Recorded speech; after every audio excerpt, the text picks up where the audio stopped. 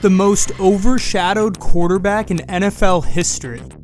A player who set multiple NFL records but never managed to win an MVP. Quarterback Drew Brees. Drew Brees dominated in the NFL for 20 years, but lived in the shadow of other quarterbacks. But Brees' resilience never stopped him from working to be the best he could, especially when he suffered setback after setback. So let's go back and find out where this resilience began. Drew Christopher Brees was born on January 15, 1979 in Dallas, Texas to parents Chip and Mina Brees. However, when he was 7 years old, his parents divorced, which had a profound impact on him and his younger brother. The separation led Drew and his family to relocate to Austin, Texas, where he would spend the rest of his young life. It was during this challenging period that Drew began to channel his energy into sports as an outlet. The discipline required in athletics became a stabilizing force in his life, and he leaned on the lessons he learned on the field to cope with personal challenges. Drew's athletic talent began to shine early. He excelled in multiple sports, including baseball, basketball, and football. Mina Brees did research on the high schools around Austin and decided that Westlake would give her kids the best future. When he enrolled at Westlake High School, he was coming from a private school background, so high school coaches had never heard of him. Because he was so unknown, he was relegated to the quote B team as a freshman, and the coaches didn't take much notice of him. The following season, he was expected to be the B team quarterback on JV, but an injury to the starting quarterback brought Brees into action. As far as playing organized, tackle football, I didn't start that until my freshman year of high school. The coaches quickly noticed the talent that they had been overlooking and decided the following season to give him the starting varsity role. It was here that his talent truly began to flourish under the guidance of head coach Ron Schroeder. He wasn't the flashiest player, but he was meticulous in his preparation, spending countless hours studying game film and refining his mechanics. In his first season as a starter, Drew led the team to an undefeated record, and the team looked poised to take their first ever state title. But on a bootleg play, Brees would tear his ACL, a devastating injury at the time. I think that was kind of a turning point in my career. At that time, it was one of the hardest things I had ever done. When most players may believe they would never recover, Drew dedicated all of his time and commitment to rehabbing and getting stronger, later claiming, "The injury made me not only mentally but physically stronger." I was back on the field playing football, mentally tougher, physically tougher, and just all around, I think, a better player. The following season, he returned to the starting role and led Westlake High School to another undefeated season and eventually the state championship. He threw for 3,528 yards and 31 touchdowns that year, cementing his reputation as one of the best high school quarterbacks in Texas. Brees would win the 5A Player of the Year for his performance during his senior season. By the time he graduated from Westlake in 1997, he had rewritten the school's record books, and you'd expect a player with these accolades to have offers pouring in. Despite his impressive resume, some major programs are hesitant to offer him a scholarship due to his height. The University of Texas, his home state school, passed on him, as did many other powerhouse programs. However, Joe Tiller from Wyoming saw potential in Brees and decided to offer him a scholarship. Tiller ended up taking the head coaching role of Purdue for the 1997 season and brought Brees along with him. When Brees arrived at Purdue University in 1997, he was far from the prototypical college quarterback. At just 6 feet tall, Brees lacked the physical stature that many top programs saw in their recruits. But what he did have was an undeniable work ethic, exceptional football IQ, and an unwavering belief in his own abilities. Under the guidance of head coach Joe Tiller, Brees would go on to redefine Purdue football and establish himself as one of the greatest quarterbacks in school history. Brees redshirted his freshman year, using the time to learn the intricacies of Tiller's pass-heavy system that was revolutionary for the Big Ten. By 1998, he was ready to take the reins as the starting quarterback. In his first season under center, Brees threw for 3,983 yards and 39 touchdowns, setting multiple school records. His ability to read defenses, make quick decisions, and deliver accurate throws made him the perfect fit for Tiller's system. Despite competing with a subpar roster for the Big Ten, Purdue finished with a 9-4 record and a berth in the Alamo Bowl against 11-1 Kansas State. Despite being 14-point underdogs, Brees put on a thrilling performance, including a game-winning drive that ended in a 25-yard touchdown pass. Brees lobs it for the end zone, got in there, touchdown, Isaac Joe! The The victory was a testament to Brees' determination to win and compete in the face of adversity. In 1999, Brees continued to raise the bar. As a junior, he threw for 3,909 yards and 25 touchdowns, leading Purdue to a 7-5 record and an invitation to the Outback Bowl. His accuracy and leadership made him one of the most feared quarterbacks in college football. However, Brees' senior season in 2000 was the pinnacle of his college career. With stakes higher than ever, Brees delivered one clutch performance after another, leading Purdue to an 8-4 record and a share of the Big Ten title, the program's first conference championship since 1967. His defining moment of the season came in a game against Ohio State. With Purdue trailing late in the fourth quarter, Brees orchestrated a game-winning drive capped up by a perfectly placed 64-yard touchdown pass to Seth Morales. The win secured Purdue's spot in the Rose Bowl, their first appearance in the prestigious game since 1967 as well. The 2000 season also brought in individual accolades for Brees. He finished third in Heisman voting behind Chris Weinke and Josh Heppel and earned the Maxwell Award, given to the nation's top player. Brees also received first-team All-Big Ten and academic All-American honors, highlighting his excellence both on and off the field. By the time Brees graduated, he had rewritten the Purdue and Big Ten record books. He set career marks for passing yards with 11,792 yards, passing touchdowns with 90, and total offensive yards with 12,693. Brees' legacy extends beyond the statistics. He transformed Purdue from a struggling program into a national powerhouse during his time. It wasn't just a stepping stone to the NFL, it was the foundation of his legacy. Despite an illustrious college career, Brees faced skepticism as he prepared for the 2001 NFL Draft. And these are some of the things said about you. From scouts. Yes, scouts, actual scouts. Tends to sidearm his passes going deep. Lacks accuracy and touch on his long throws. Scouts and analysts admired his production and leadership, but questioned whether his physical attributes would translate to the professional level. Standing 6 feet and weighing just over 200 pounds, Brees didn't fit the mold for a quarterback at the time. His arm strength was considered average by league standards, and concerns about his ability to throw over taller linemen dominated pre-draft discussion. At the NFL Scouting Combine, Brees had a chance to showcase his skills to teams across the league, even saying that he felt he had something to prove to scouts that he belonged in the NFL. While he didn't wow scouts with his physical performance at the Combine, teams were impressed with his football IQ. Brees excelled in interviews, demonstrating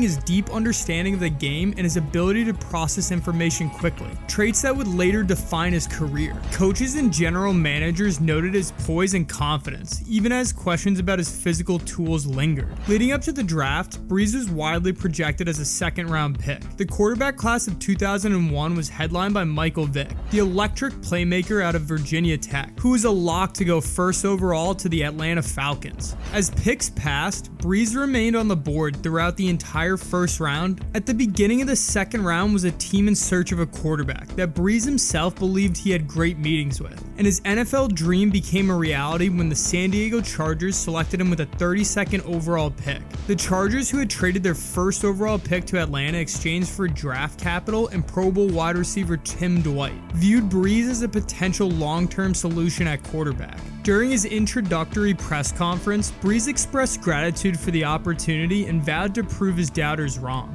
While the Chargers had an established veteran quarterback and Brees' childhood hero Doug Flutie. With Flutie as the starter, Brees spent most of his rookie season on the sidelines learning the nuances of the professional game. The Chargers under head coach Mike Riley were coming off a disappointing 1-15 season in 2000. With a revamped roster that included first-round draft pick LaDainian Tomlinson at running back, the team aimed to rebuild its offense. For Brees, the 2001 season was an opportunity to develop his skills. Brees made his NFL debut in Week 8 against the Kansas City Chiefs, entering the game in relief of Flutie, completing 15 of 27 passes for 221 yards and 1 touchdown with no interceptions. His limited action provided flashes of his accuracy and decision-making, but the Chargers remained committed to Flutie as their starter for the time being. The 2001 Chargers finished the season with a 5-11 record, a modest improvement from the previous year, but far from playoff contention. Although Brees' rookie season was largely a developmental year,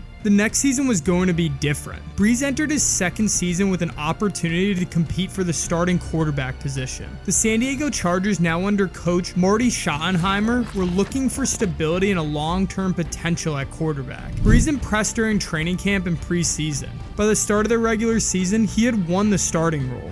For Brees, this was a chance to prove that he could lead an NFL team and silence the doubters who questioned his size and arm strength. In his first career start in Week 1, Brees guided the Chargers to a 34-6 victory over the Cincinnati Bengals. He completed 15 of 19 passes for 160 yards and 2 touchdowns. Brees continued to show flashes of promise throughout the season, leading the Chargers to a 6-1 start. However, as the season progressed, the Chargers faced challenges that tested Brees' resilience. The team struggled with consistency, losing 7 of their final 9 games to finish 8-8. Brees experienced growing pains as well, throwing 17 touchdowns but also 16 interceptions. His occasional struggles with decision-making and deep ball accuracy highlighted areas for improvement, but his work ethic remained evident. His ability to bounce back from mistakes and maintain composure under pressure earned the respect of his teammates and the coaching staff. It was a year of growth, one that solidified his role as the Chargers' starting quarterback and set the stage for the next chapter of his journey in the NFL. Coming off an up-and-down 2002 campaign,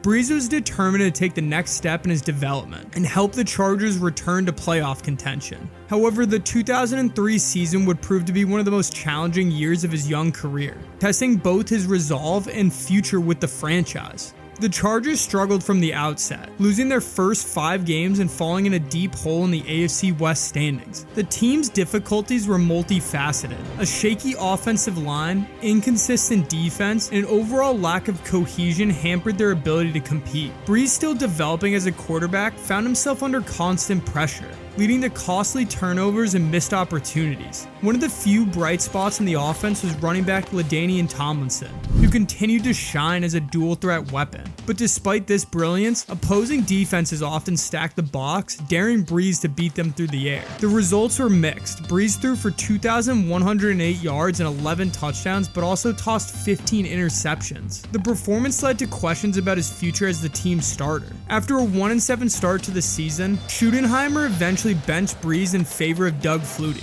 hoping to spark the offense and salvage the season. Over the 5-game stretch Brees was benched, he took time to reevaluate his approach and recommit to improving his game. While it was a humbling moment for him, this time spent on the sidelines continued to ignite the determination and competitiveness that had been a hallmark of his career. Brees returned to action for the final 3 games of the season, but the season had already slipped away. The Chargers finished the 2003 season a disappointing 4-12, tied for the worst record in the NFL. The team's struggles raised question about its direction, and Brees' status as the starting quarterback was far from secure. San Diego held the first overall pick in the 2004 NFL Draft. A speculation swirled that the team might select a new quarterback to replace Brees. Brees himself was told by the coaching staff of the Chargers that they expected a quarterback to be drafted or brought in to compete with Brees. With the first overall pick, the Chargers selected Eli Manning, but they would trade him to the New York Giants for quarterback Philip Rivers. The move sent a clear message. The Chargers were hedging their bets on Brees. For the young quarterback, it was a make-or-break season, and he knew he had to deliver.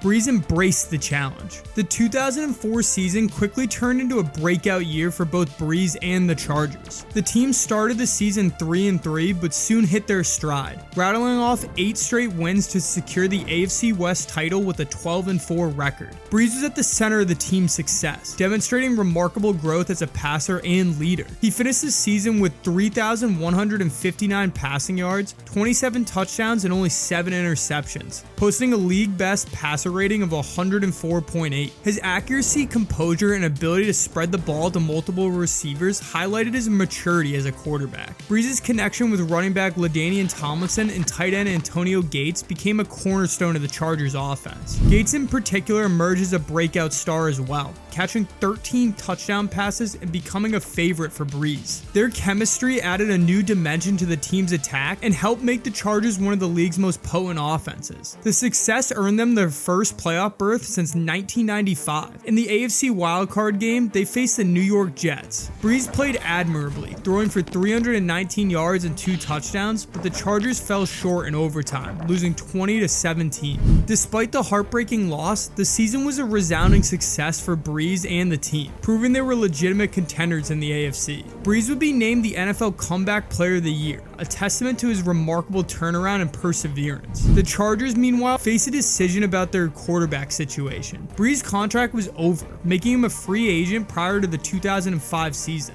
With Phillip Rivers waiting in the wings, many expected the team to move on from him. Instead, the Chargers placed the franchise tag on Brees, which allowed him to be traded or signed with another team in return for 2 first-round draft picks. Brees would enter the 2005 season as the starting quarterback. The team started the season slow, dropping 3 of their first 4 games, but rebounded with several strong performances to remain in playoff contention. Brees is a model of consistency throughout the season, finishing with 3,576 passing yards, 24 touchdowns, and 15 interceptions. While his numbers were slightly less impressive than his breakout 2004 campaign, his leadership and ability to guide the Chargers through tough times kept them competitive. But the defining moment of the season came in the last game. In a matchup against the Denver Broncos, Brees scrambled to recover a fumbled snap, diving for a loose ball as multiple defenders converged. In the ensuing collision, he suffered a catastrophic injury to his throwing shoulder, tearing his labrum and sustaining damage to his rotator cuff. The injury not only ended Brees' season, but also cast a shadow over his career. Many people, including himself, wondered if he would ever play in the NFL again. The Chargers, who finished the season with a 9-7 record and missed the playoffs, now faced a difficult decision regarding Brees' future. With his injury and Rivers waiting as the heir apparent, the team opted not to re-sign Brees, effectively ending his tenure in San Diego. It was a bitter conclusion to a season that began with such promise. Off the field, Brees faced the uncertainty of free agency while undergoing an intense rehabilitation process. Determined to prove that he could come back stronger, he worked tirelessly to regain his strength and throwing mechanics. His resilience and work ethic impressed teams around the league, but doubts about his health limited his options. In March of 2006, Brees signed a 6-year contract with the New Orleans Saints, a franchise in desperate need of a fresh start following the devastation of Hurricane Katrina. The move marked the beginning of a new chapter in Brees' career, one that would see him rise from the ashes of doubt and become one of the greatest quarterbacks in NFL history. Coming off a devastating shoulder injury and a difficult end to his time in San Diego, Brees was determined to prove he could return to elite form. For the Saints, reeling from the devastation of Hurricane Katrina, Brees represented hope, resilience, and a chance for redemption. From the outset, Brees and first-year head coach Sean Payton formed a dynamic partnership. Payton's offensive creativity paired perfectly with Brees' intelligence and accuracy, and the duo quickly transformed the Saints into one of the most exciting teams in the NFL. The addition of rookie running back Reggie Bush and Pro Bowl receiver Marquez Colston provided Brees with versatile weapons, allowing him to thrive in the new system. Brees made an immediate impact. In Week 3, he led the Saints to an emotional victory over the Atlanta Falcons in the first game back at the Superdome since Katrina. The game, highlighted by Steve Glenson's iconic pump block, was a symbol of resilience for the city and marked the beginning of a special season for the team. Brees finished the year with 4,418 passing yards and 26 touchdowns, leading the league in passing yards and earning his first Pro Bowl selection. Under his leadership, the Saints posted a 10-6 record, won the NFC South, and made their first playoff appearance since 2000. In the divisional round, Brees guided the Saints to a thrilling victory over the Philadelphia Eagles, throwing for 243 yards and a touchdown. Although their Cinderella run ended in the NFC Championship game with a loss to the Chicago Bears, the season was a resounding success. Coming off an inspiring 2006 season, Drew Brees and the New Orleans Saints entered the 2000 season with high expectations. After making the NFC Championship game, the Saints were viewed as strong contenders to return to the playoffs and make a deeper postseason run. However, the season turned out to be far more challenging than anyone anticipated, testing the resilience of both Brees and the team. The Saints would stumble out the gate, losing their first 4 games of the season. The offense, which had once been one of the most potent in the NFL, struggled to find its rhythm. Brees, who had been so consistent in 2006, struggled as well, throwing 7 interceptions and just 1 touchdown during the team's winless start. Brees and the Saints finally turned turn things around in Week 5 with a 28-17 victory over the Seattle Seahawks. In that game, Brees threw for 246 yards and 2 touchdowns, rekindling some of the magic he had defined the previous season. Over the next several weeks, Brees found his form, leading the Saints to 4 consecutive victories and bringing them back into playoff contention. One of his standout performances came in Week 10 against the St. Louis Rams. He would throw for 367 yards and 4 touchdowns. Despite the Saints' mid-season resurgence, inconsistency remained a theme, particularly on the defensive side of the ball. While Brees would finish the season with impressive numbers, 4,423 passing yards, 28 touchdowns, and just 18 interceptions. However, the team's 7-9 record was a disappointment as they failed to make the playoffs after their Cinderella run the previous year.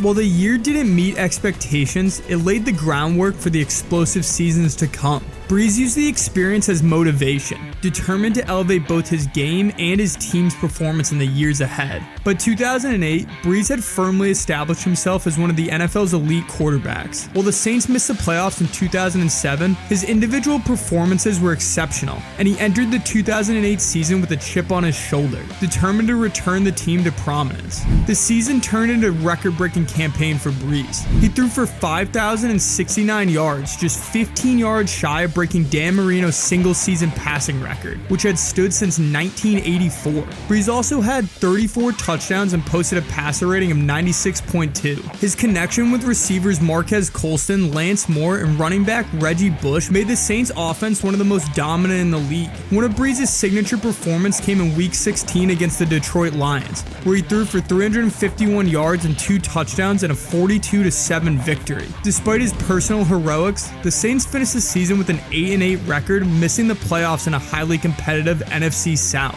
The team's struggle stemmed largely from a leaky defense, which ranked near the bottom of the league in points allowed. While the season ended in disappointment for the team, Brees' individual accomplishments were undeniable. He earned his second Pro Bowl selection and was named the NFL Offensive Player of the Year, firmly establishing himself as the face of the Saints franchise. His pursuit of Marino's record brought him national attention and solidified his reputation as one of the most prolific passers in NFL history. After years of steady growth and near misses, Brees and the Saints put together a 2009 season for the ages. The Saints started the season on fire, winning their first 13 games. Under head coach Sean Payton's innovative offense, Brees orchestrated an attack that was virtually unstoppable. The Saints led the league in scoring, averaging an impressive 31.9 points per game, while Brees completed 70.6% of his passes for 4,388 yards, 34 touchdowns, and only 11 interceptions. His pinpoint accuracy and ability to spread the ball to a variety of weapons made the Saints the most dangerous team in the NFL. One of the signature games of the season came in Week 12, when the Saints faced Tom Brady and the New England Patriots.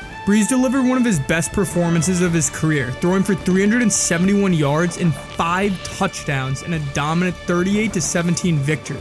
The win showcased the Saints as legitimate Super Bowl contenders and solidified Brees' status as an elite quarterback. Brees finished second in MVP voting that season behind Peyton Manning, despite throwing more touchdowns and less interceptions in one less game. The Saints finished the regular season with a 13-3 record, securing the #1 seed in the NFC and home field advantage throughout the playoffs. Brees' leadership and efficiency were key to their success, and he entered the postseason with momentum on his side. In the divisional round, the Saints faced the Arizona Cardinals. Brees wasted no time setting the tone, leading the Saints to a 45-14 rout. He threw for 247 yards and 3 touchdowns, carving up the Cardinals' defense with surgical precision. The win marked the Saints' first playoff victory since 2006 and sent them to the NFC Championship game. The NFC Championship against the Minnesota Vikings was one of the most dramatic games of the season. The Vikings, led by future Hall of Famer Brett Favre, pushed the Saints to their limits. Brees threw for 197 yards and 3 touchdowns, but it was the defense that made critical plays down the stretch, forcing turnovers that kept New Orleans in the game. In overtime, Garrett Hartley's 40-yard field goal secured a 31-28 victory, sending the Saints to their first Super Bowl in franchise history. The city of New Orleans erupted in celebration, and Brees was hailed as the man who had finally delivered on decades of hope and heartache. On February 7th of 2010, the Saints faced off with the Indianapolis Colts in Super Bowl 44.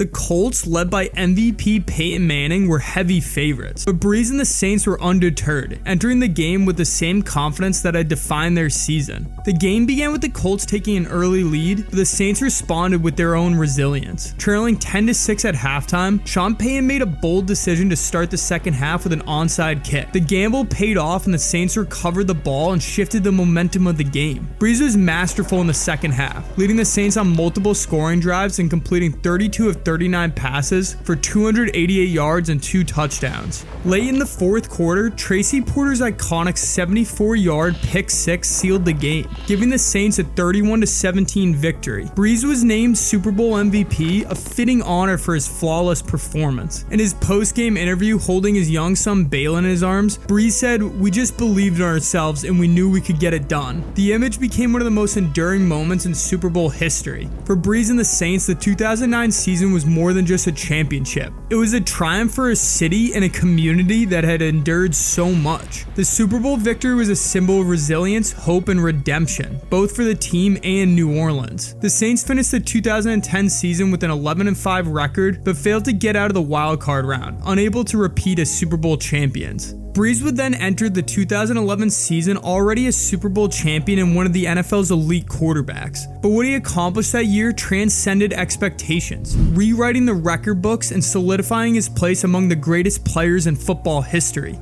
The defining moment would come in Week 16, when Brees faced the Atlanta Falcons on Monday Night Football. With Marino's single-season passing record within reach, Brees delivered a historic performance. Late in the fourth quarter, Brees connected with Darren Sproles on a 9-yard touchdown pass, surpassing Marino's mark and finishing the game with 307 yards and 4 touchdowns and a 45-16 victory. By the end of the 2011 season, Brees had thrown for 5,476 yards, breaking Marino's record by nearly 400 yards. He also set NFL single-season marks for completions and completion percentage, further demonstrating his precision and accuracy. Brees added 46 touchdown passes to his record-breaking totals, finishing the season with a passer rating of 110.6. His brilliance earned him his second NFL Offensive Player of the Year, and he was named to the Pro Bowl for the 6th time, but once again finished second in MVP voting. Over the next several seasons, Brees remained consistently one of the top quarterbacks in the NFL. However, the Saints were inconsistent as a team.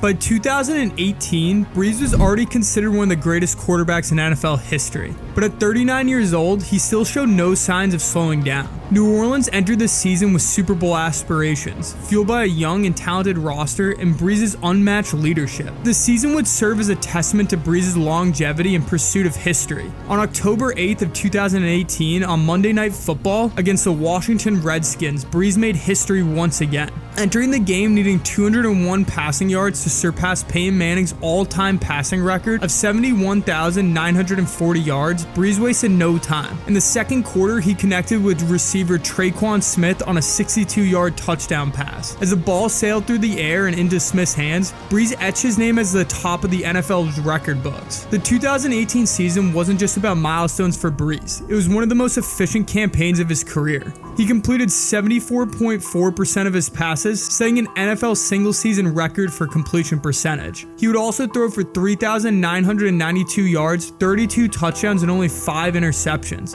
finishing the season with a career-best 115.7 passer rating. His ability to dissect defenses with pinpoint accuracy and quick decision-making kept the Saints' offense among the league's most dangerous. Brees' connection with wide receiver Michael Thomas, who led the NFL with 125 receptions, was the backbone of the Saints' aerial attack. The addition of running back Alvin Kamara, a dynamic player both on the ground and through the air, gave Brees even more options to exploit opposing defenses. The Saints finished the regular season with a 13-3 record, earning the top seed in the NFC and home field advantage for the playoffs. In the NFC Championship game, the Saints faced the Los Angeles Rams in a highly anticipated matchup. Brees played well, throwing for 249 yards and 2 touchdowns, but the game was overshadowed by a controversial controversial missed pass interference call late in the fourth quarter. The no call forced the Saints to settle for a field goal, and the Rams eventually won the game in overtime, ending New Orleans' Super Bowl hopes. On March 14th of 2021, Drew Brees officially announced his retirement from the NFL, marking an end of an extraordinary 20-year career. The announcement came on the 15th anniversary of his signing with the New Orleans Saints, a symbolic nod to the transformative impact he had both on the franchise and the city.